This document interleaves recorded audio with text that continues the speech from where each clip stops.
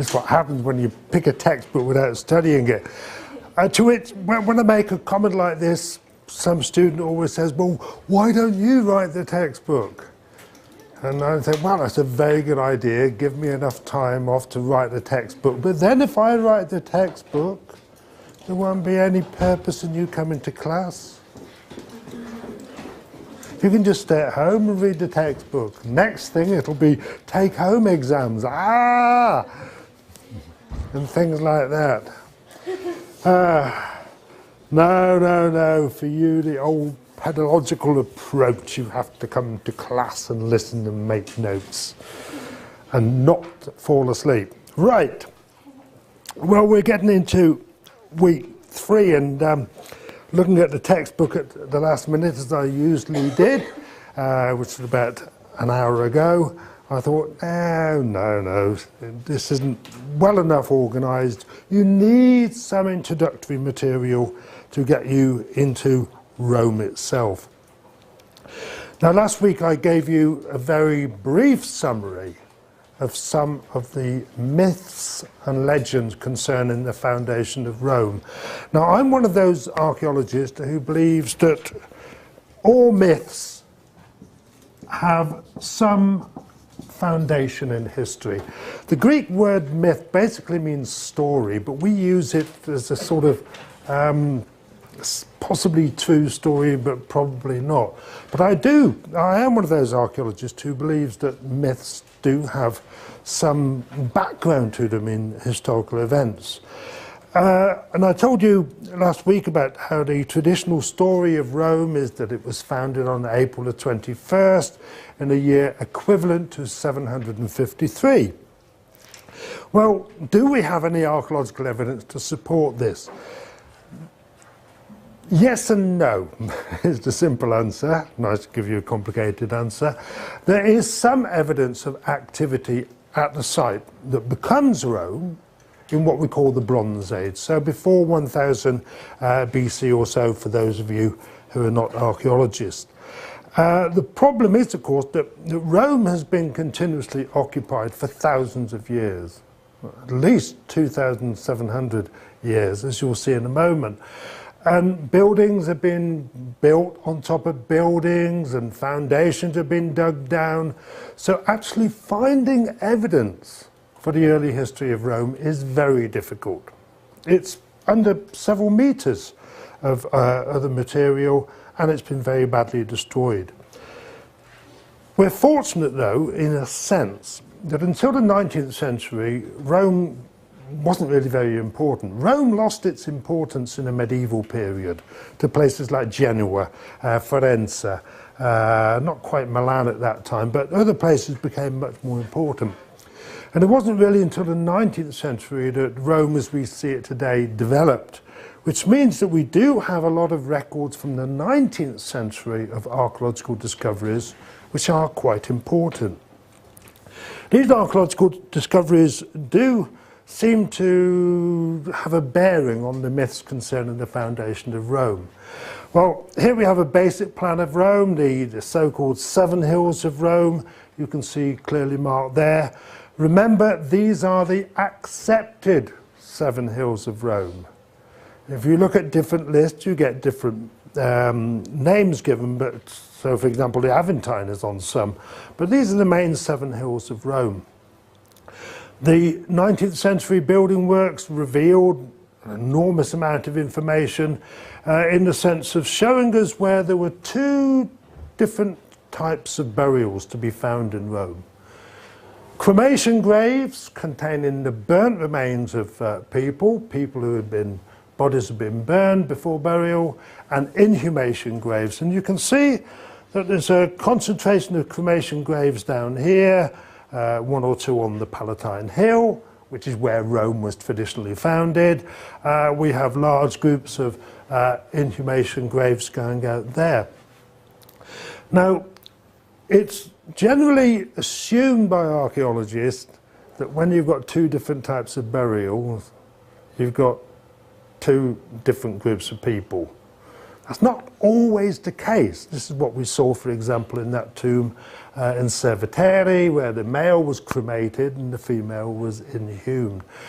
But there is a story in Roman tradition about how, after Romulus established Rome, he had a slight problem. Well, he and his gang of bandits had a big problem. They had no women. We need some women in our new city of Rome. There was a nearby settlement, according to Roman tradition, lived in by a group of people known as the Sabine people. Well, you do have this archaeological evidence for possibly two different groups of people living at Rome in the 8th century.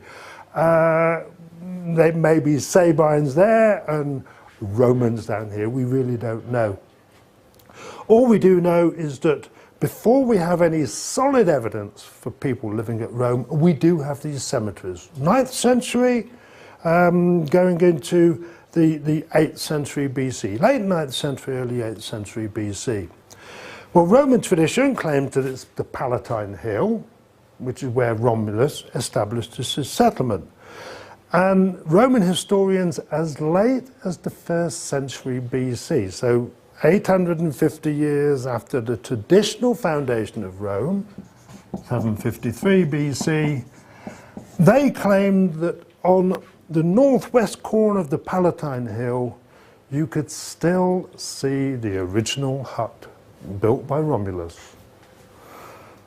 Hut of Romulus, or the Casa Romuli, as it was known in Latin. Well, we've got a description of this which implies that it was a very simple hut, but more than that we don't know. But what is really fascinating is that when Italian archaeologists did some excavation work in this particular area in the 1930s, what did they find but the remains of simple wooden huts associated with pottery of the mid-8th century date. Right? So you can see the source of the legend, the story of the foundation of Rome, 753, could have some truth in it. Now, all that the archaeologists, of course, found were the remains of what we call post holes. Holes dug in the ground to take a wooden post for a very simply built building. This is the evidence looked at in a more recent photograph, and see how these later Roman buildings have cut into and destroyed much of the archaeological evidence. So there's very little that survives even on the Palatine Hill. But enough survives from the archaeology to allow us to reconstruct what one of these 8th century huts on the Palatine Hill would have looked like. We can also use the evidence, as I've said before, of these burial urns, cinerary urns, used for containing the ashes of dead people, to give us some idea what these huts might have looked like.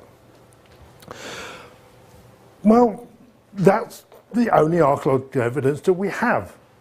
We might relate to the foundation of Rome in 753 BC. And we've got very little evidence for what happens in Rome after that date. There is a little bit more which I could tell you about, but it's not mentioned anywhere in the textbook, so I won't go into detail about that. But we do have this idea of Rome in the 8th century, basically looking something like this. It's a village, nothing more than a village. Roman tradition claims that Romulus ruled Rome from 753 to 715 BC. After his death, Rome was then ruled by a series of 6 kings, and these kings were, with their traditional dates as you see them here. Look at the names of these kings. Numa Pompilius, Tullius Hostilius, Ancus Marcius. These are Latin names. These are names you find in the Latin language. Tarquinius Priscus, Servius Tullius, Tarquinius Superbus. Tarquinius Priscus, Tarquinius Superbus, these are Etruscan names. And according to Roman tradition, he married a daughter of that man there, and his mother was an Etruscan as well. Now, I want to make this point because the archaeological evidence is very incomplete, but what we find happening is roughly in the 7th century, so about the time of the first of these Etruscan kings, this is when we begin to see architecture at Rome, buildings at Rome, Etruscan type architecture. The earliest of these buildings, rather the structure rather than the building, is the structure we know as the Cloaca Maxima. Cloaca Maxima means the big drain. That's all it is. Maxima, big cloaca drain.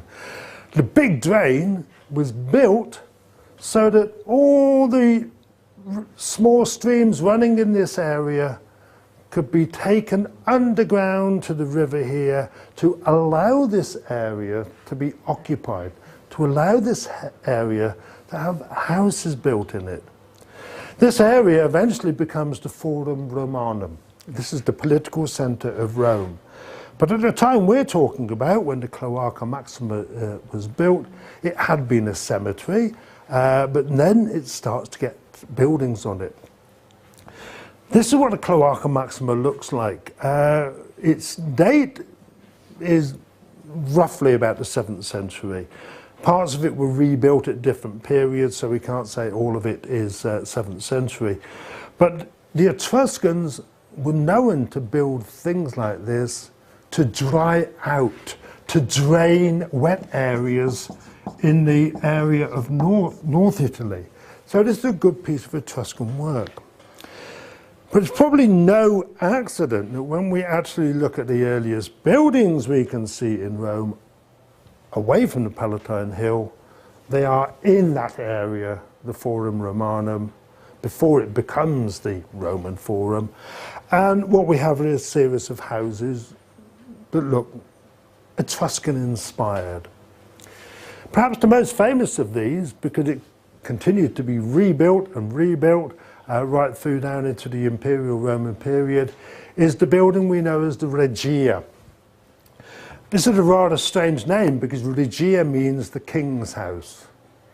We know that after Rome became a republic, and I'll talk about that in a moment, this became the house of the Pontifex Maximus,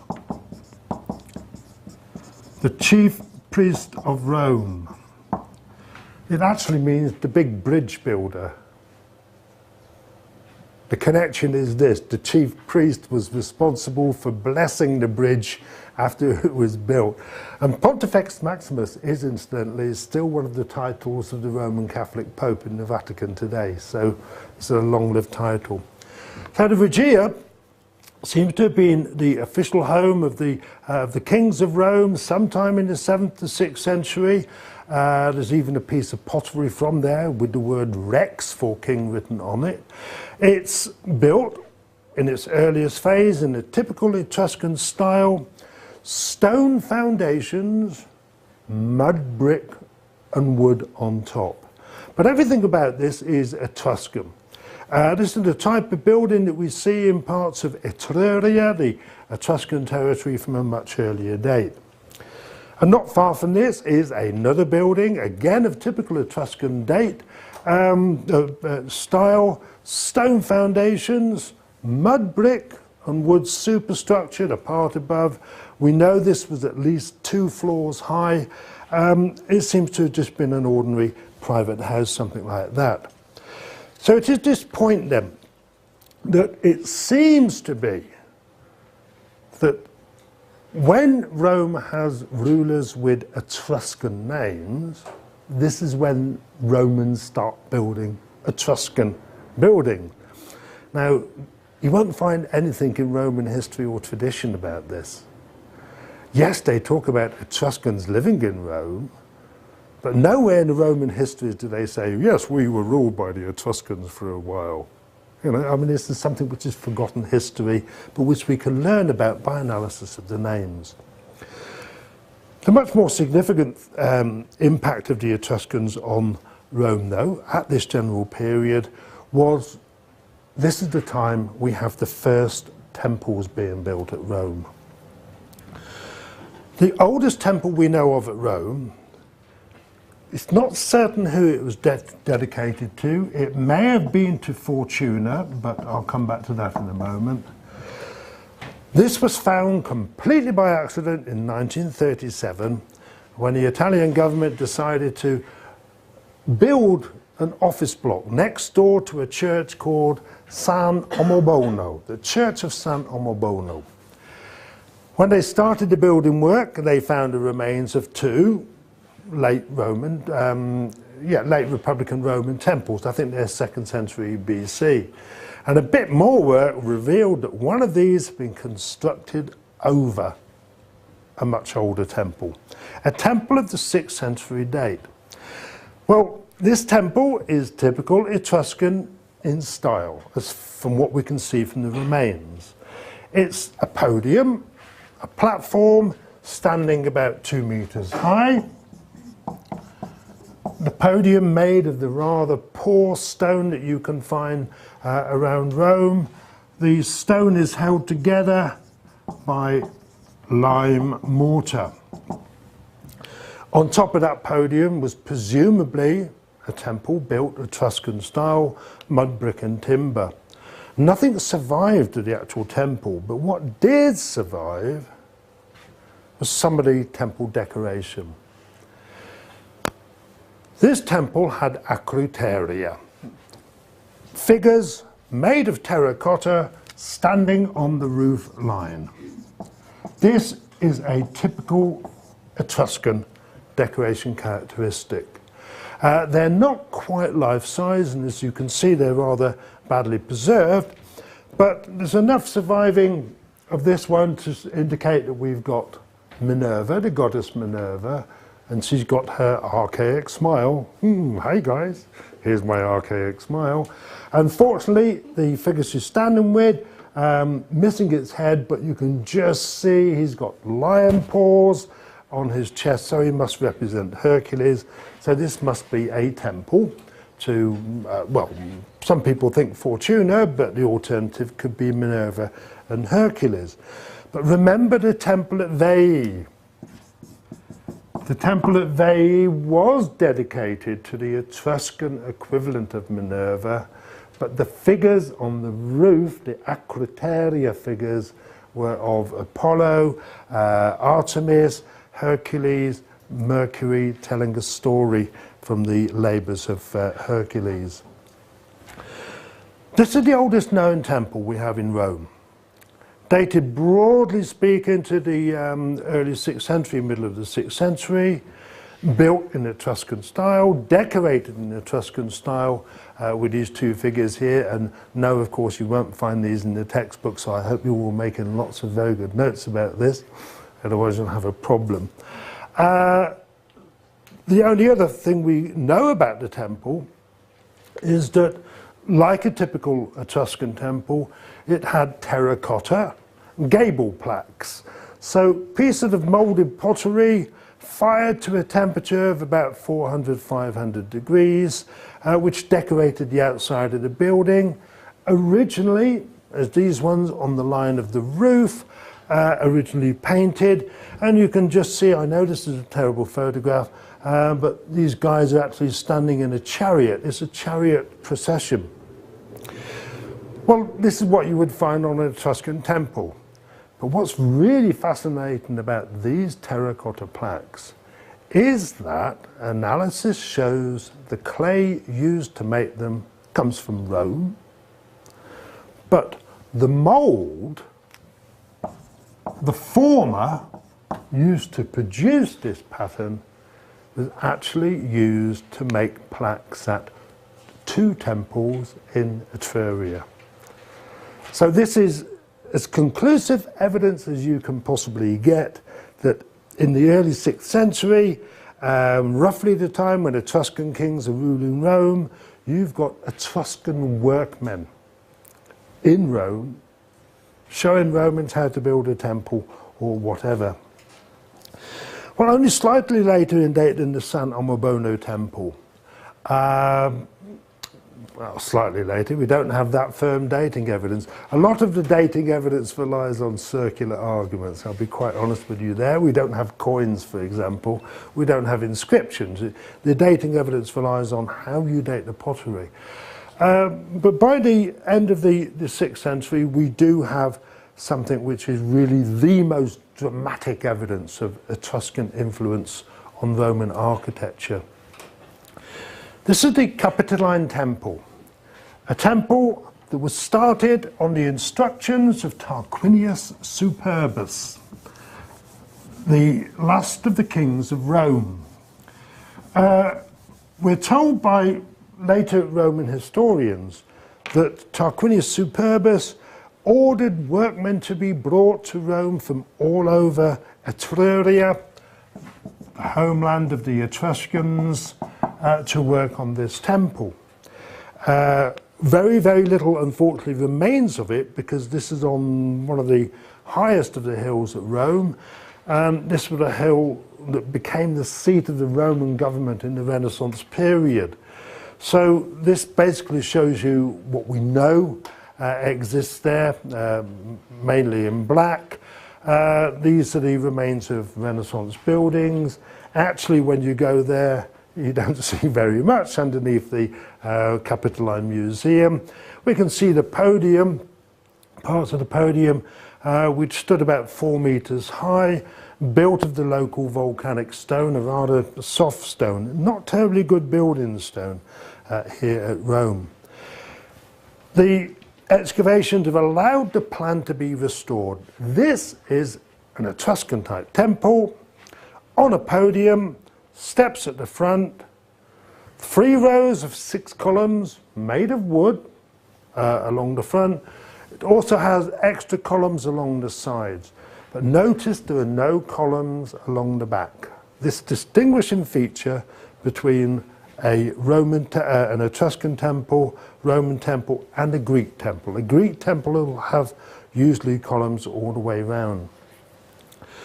Well, we know that this is dedicated to the group of gods we call the Capitoline Triad, which is Jupiter, Juno, and Minerva.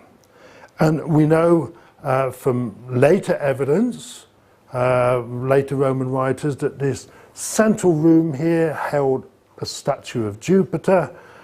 The other 2 rooms held statues of Juno and Minerva, but we don't know which one's which. This is a massive construction.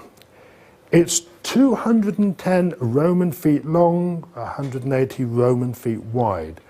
Well, that's 62 by 53 meters, more or less. I prefer to think in terms of Roman feet, because feet are natural things for measuring with, and you can imagine what 62 feet or 50 feet look like in that particular way. Incidentally, the Romans had 2 different measurements for the foot in the Roman Empire.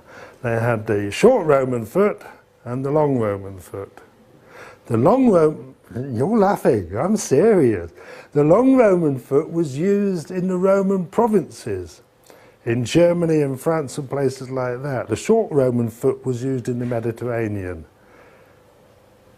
Well, think about it. Think Germans, tall men, big feet, things like that. And that's obviously what it's based on. Big feet and small feet. Right? You accept that piece of useless information free every class, right? So here we have the Capitoline Temple. This is really big though, 62 by 53 meters. Well, some of you have done Greek architecture. There are not very many Greek temples that approach this size, and this is without a doubt the largest of all the Etruscan type temples. Unfortunately, we can suggest what it looked like. We can see that it must have had this general appearance, but, and this is a terrible reconstruction drawing, we have very little detailed evidence as to what the original temple looked like. It was rebuilt several times.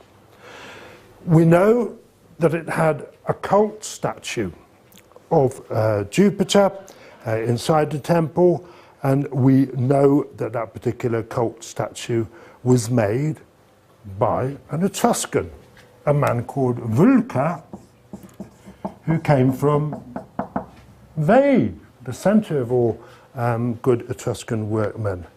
We are also told by a Roman historian that it was workmen from Veii made a terracotta statue of a quadriga, a four-horse chariot, on the top. So we've got direct evidence of Etruscan involvement here.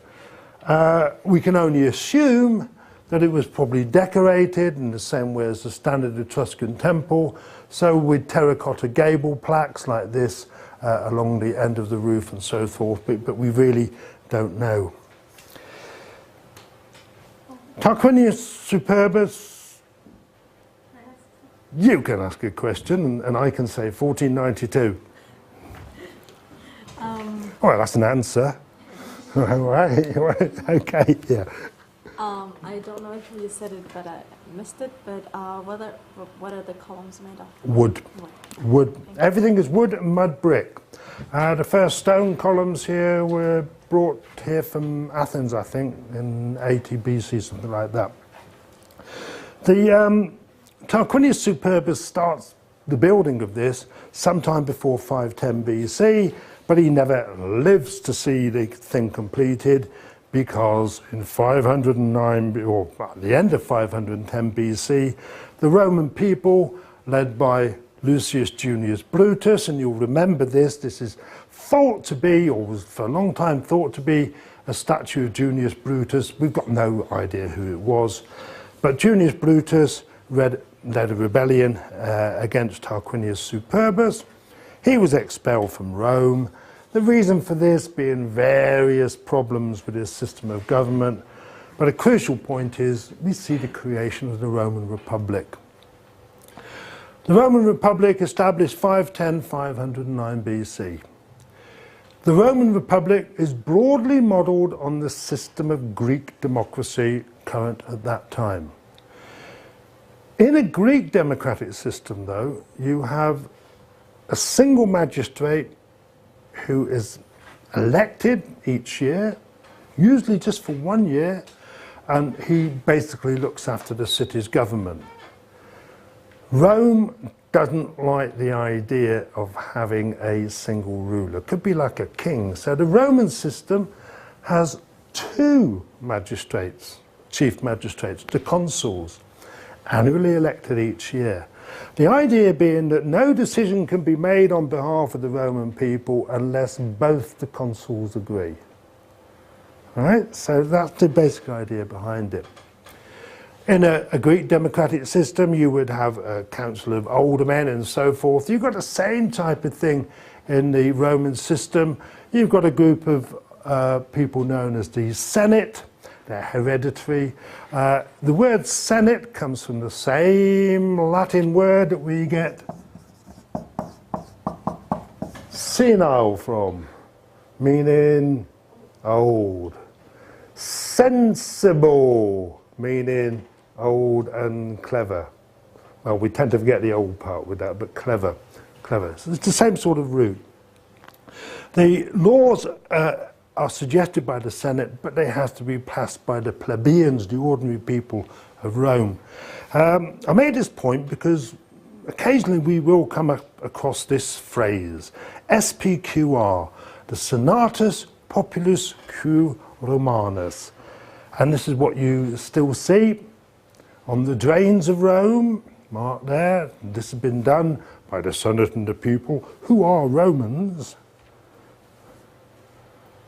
But if you come from outside Rome, you have a different interpretation. Come on, who's doing Italian here? Pochino, poco. Sono pazzi questi romani. These Romans, they're crazy. Or solo preti qui regnano. Only priests rule in Rome. But so that's what the people outside of Rome would say. Anyway, let's get back to more serious stuff now. The authors of the textbook, the Ramages, make the point that it's only in the late Republican period, and they're talking roughly the 2nd century BC, that we can start to see a distinctive Roman style of architecture and art. Well, yes and no. In actual fact, what we can see is from an earlier date, from when Rome is expanding into other areas and Just briefly to remind you, of course, that Rome doesn't start expanding until the 3rd century, but by the 2nd century, it's got control of most of the Mediterranean world. We do see a rather stereotyped picture of what a typical Roman house was. Well, yes, the so-called atrium house. And this is a type of plan, I think this is exactly the same plan they give in the textbook. They call it a standard Roman house. Well, a standard Roman house if you're reasonably wealthy and well-to-do, living in a town. The basic plan consists of an entranceway known as the fauces, which means the jaws, the swallowing jaws, that type of thing. You go into an open space called an atrium, which has a roof, but there's a hole in the centre of the roof to allow sunlight and water to come in to fill up a water pool called an impluvium. There are usually rooms around all this called cubicula, plural, cubiculum singular, with at the back a formal dining room, triclinium, a formal area, kind of like a salon in a way, but without the digital TV, the tablinum there, which is where you kept statues of your ancestors. Would you like to see statues of my ancestors? Come to my tablinum. This is the formal part of the house. If you were rich, and from the 2nd century onwards, you would have a nice garden at the back with a colonnade going around it. Well, yes, this is a typical atrium house. In fact, our knowledge of Roman domestic architecture in Rome is rather limited, and most of our knowledge about private housing in the Roman world, in Italy, in the Roman world, comes from Pompeii and Herculaneum, which were covered with volcanic ash in the year 79. This is the house of the silver wedding at Pompeii, though, and here we're looking, the forces are over there, we're looking over the atrium with its columns, the opening in the roof, and the impluvium there. Well, we do see this type of atrium house appearing in Rome from 500 BC. It's possible the idea comes from the Etruscans again, because some Etruscan tombs at Cerveteri have the same type of plan. A sort of entrance passageway going into a square or rectangular room. Think of the tomb of the shields and the chairs, for example, with other rooms at the back. Well, yes, I suppose you could have something like this if you were really wealthy, but the evidence we have from Rome suggests that most people lived in a much simpler version, something like this. These are Roman house plans from the settlement at Cosa. Cosa, a Roman settlement established northwest of Rome in 273 BC, so we've got a very good date for these house plans. The broad features are there. You can see you have your entranceway, the fauces, you've got these rooms on either side. In this house, actually used for keeping the horses in. They could be bedrooms, general purpose rooms. As far as we can see, the Romans didn't have the same concept of rooms with a specific purpose. So there is no actual word that means bedroom or sitting room or drawing room or dining room. Well, dining room there is, but so these simply multi-purpose rooms. In these simpler houses, there wouldn't be an atrium as such with a roof over it. There'd just be an open courtyard type space. You used to again got your tablinum, triclinum and kitchen and so forth at the back. Well, if you have to live in a city, if you've got to live in Rome, property is expensive, houses are small. You know, think of what you can buy in Seattle, for example, compared to New York for the same price, New York City. You know, you don't get a big house in Seattle, you get a small one in New York City. Well, you get an apartment if you're lucky, and you get free bed bugs with it, if you're even luckier still. My daughter, by the way, it's her birthday today, wrote to me to say, Dad, I can't stand New York City anymore. She's been there for a month and a half. She's gone back to Peru. I think she likes eating guinea pigs or something like that, yeah. They're nice. Except look funny with the teeth like that, but you get used to it. So wealthy Romans, of course, would prefer to live outside of Rome. And we see in the textbook they mention to the villa of the papyri, so I'm putting it up on for show here. Now, a villa is, strictly speaking, a farm. Nothing more than a farm, but a farm that becomes a holiday home, and that's what the villa of the papyri is. This was found just outside Herculaneum, one of the other two places covered by the volcanic eruption of AD 79. It's a long way underground, but the plan was recovered through excavation in the late 18th century, 1790s or thereabouts. The reason for the name, by the way, the villa of the papyri, is that when they excavated it, and they found in this room here had been a library, and it had a whole collection of papyrus scrolls. And there's enough evidence from the papyrus scrolls to indicate that the owner of the villa was the father-in-law of Julius Caesar, which is a rather interesting thing. Well, this is what these scrolls looked like when they were found. And when they were found in the 18th century, they'd been carbonized by the heat. They thought first they were pieces of wood and chucked a few away, and one broke open, they saw, oh, Greek writing inside it. So then they tried to unroll them. It wasn't very easy, and several got broken up. And it wasn't until about 10, 20 years ago that they worked out a method of being able to unroll them, photograph them using infrared photography. You know, what everybody was really hoping this was going to be the complete lost works of Livy and other really famous writers.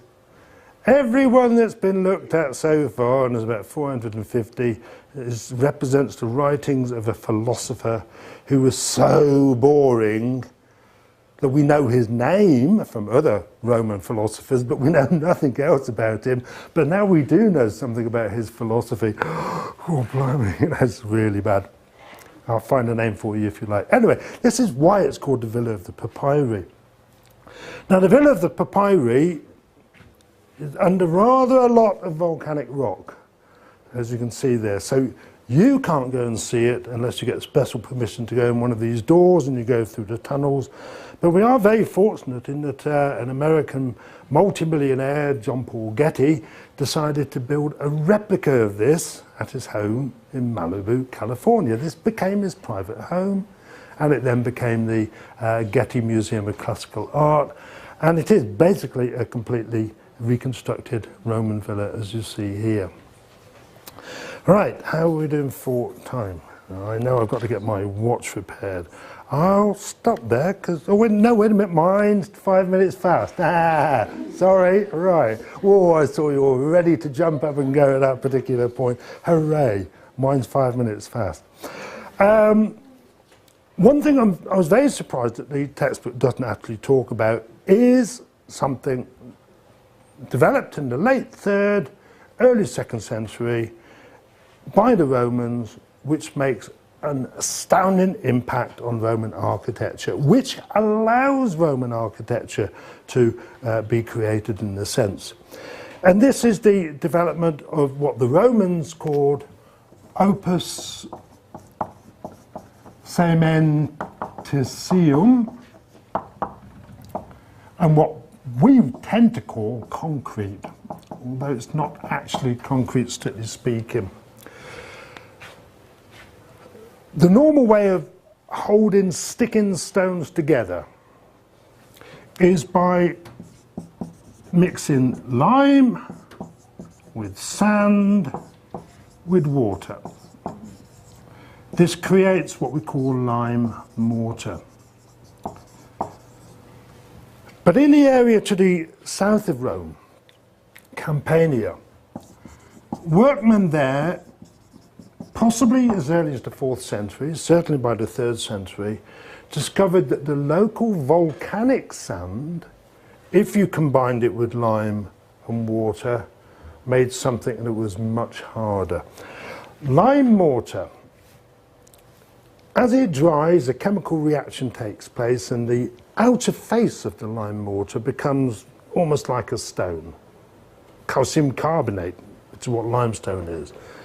But once you break a hole in that, it's really soft inside. But what Workman and Campania found was that by using volcanic sand in combination with local volcanic stone, small pieces of stone they called cementica, they could make what they called opus cementitium, which is a type of concrete. They used it in the same way, to a certain extent, we use modern concrete, and for the same reasons. It's cheap. Right? Now remember, Rome and Italy don't have any good building stone anyway, or none that was known of at this particular time. The great thing about concrete work even today is, you know, you don't need somebody who's clever to make something out of concrete. Mix the water, mix the sand, put some lime in, blub, blub, blub, blub, blub. Whoa, we got concrete. Put it there, make a wall. Right? You make a wall out of stone, you've got to chip the stone into place. It's much harder. So the great thing about concrete work is it's cheap, relatively cheap. It doesn't take great skill to make concrete architecture. The concrete by itself, opus cementitium, when it sets hard, becomes really hard. It becomes like stone. And so what the Romans developed over a period of time was different types of facing materials for their concrete work. The earliest concrete work has a facing material, a regular piece of stone, like this, opus incertum, where you can uncertain work. Then they start to make it a little bit tidier, opus quasi reticulatum, it's almost rectangular. They developed this, opus verticulatum, very regular work, and this opus testaceum, a mixture of brick and stone. Now, what you need to be aware of is this is just facing material. It's the concrete behind here which holds everything up. And so we get these different types of facing material being developed over different periods of time. That was opus incertum. Here we've got an example of opus quasi reticulatum. You know, it's almost a diamond pattern. It's like the paving stones around a university to a certain extent. What we see happening later on, and I'll be talking about the different dates of this material in another class. Opus verticulatum, beautiful diamond patterns like this. It's only facing material. And then going into opus mixtum, in which you sometimes get lines of bricks going all the way through. Now notice the edges of doorways, the edges of buildings are always made of square pieces of stone or pieces of tile. And the correct word for the edges is, go on, have a go at pronouncing that. Coins. Coins. As in para, coins. Yeah, that's how you say it. So you get brick coins here, until finally you get down to, in the imperial period, buildings made of concrete, covered with brick like this, opus testaceum or latericium, but it's all entirely concrete architecture. Now I will stop at this particular point, the sanctuary of Jupiter Anxur at Terracina, and I'll be talking about this in the next class. Okay.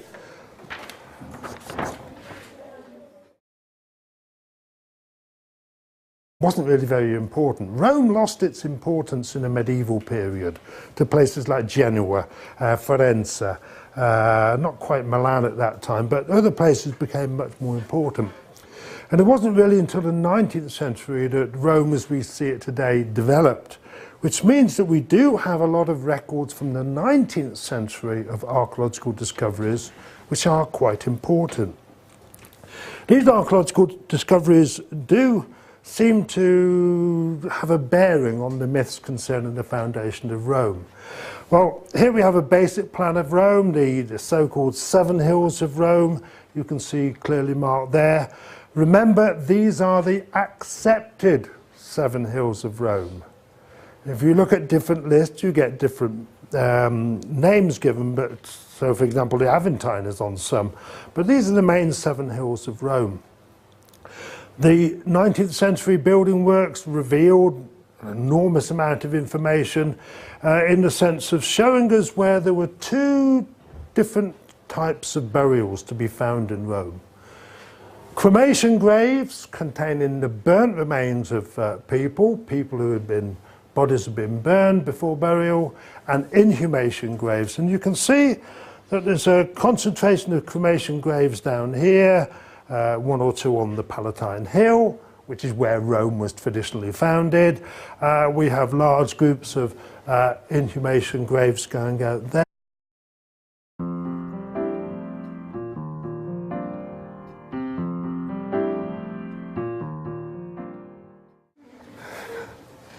This is what happens when you pick a textbook without studying it. To which, when I make a comment like this, some student always says, well, why don't you write the textbook? And I think, well, that's a very good idea. Give me enough time off to write the textbook. But then if I write the textbook, there won't be any purpose in you coming to class. You can just stay at home and read the textbook. Next thing, it'll be take-home exams. And things like that. No, for you, the old pedagogical approach, you have to come to class and listen and make notes and not fall asleep. Right. Well, we're getting into week 3 and looking at the textbook at the last minute, as I usually did, which was about an hour ago. I thought, no, this isn't well enough organised. You need some introductory material to get you into Rome itself. Now, last week I gave you a very brief summary of some of the myths and legends concerning the foundation of Rome. Now, I'm one of those archaeologists who believes that all myths 150 years after the traditional foundation of Rome, 753 BC, they claimed that on the northwest corner of the Palatine Hill, you could still see the original hut built by Romulus. Hut of Romulus, or the Casa Romuli, as it was known in Latin.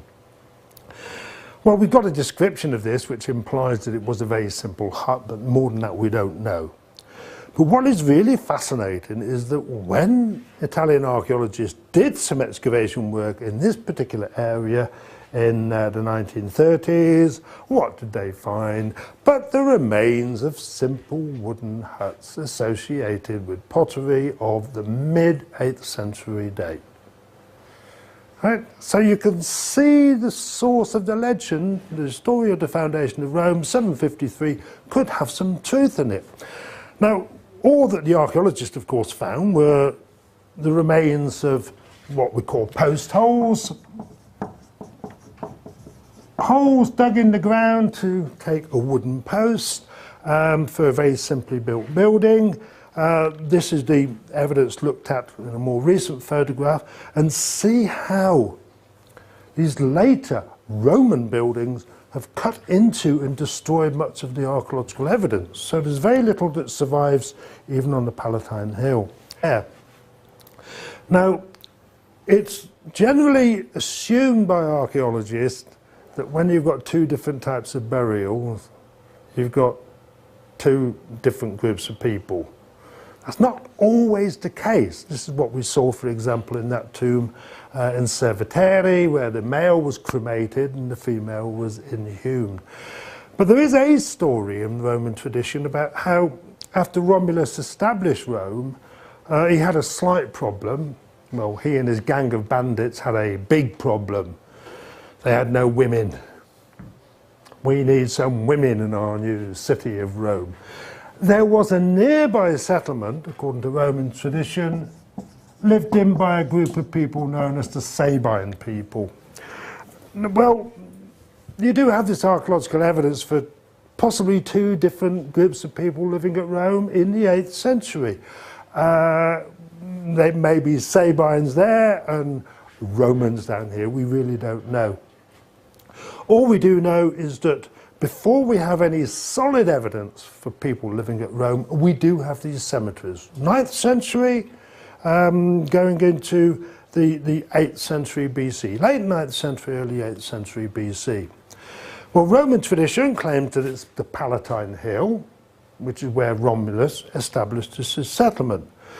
And Roman historians as late as the 1st century BC, so 800, have some foundation in history. The Greek word myth basically means story, but we use it as a sort of possibly true story, but probably not. But I am one of those archaeologists who believes that myths do have some background to them in historical events. And I told you last week about how the traditional story of Rome is that it was founded on April the 21st in a year equivalent to 753. Well, do we have any archaeological evidence to support this? Yes and no is the simple answer. Nice to give you a complicated answer. There is some evidence of activity at the site that becomes Rome in what we call the Bronze Age, so before 1000 BC or so, for those of you who are not archaeologists. The problem is, of course, that Rome has been continuously occupied for thousands of years, at least 2,700 years, as you'll see in a moment. And buildings have been built on top of buildings, and foundations have been dug down. So actually finding evidence for the early history of Rome is very difficult. It's under several meters of the material, and it's been very badly destroyed. We're fortunate, though, in a sense, that until the 19th century, Rome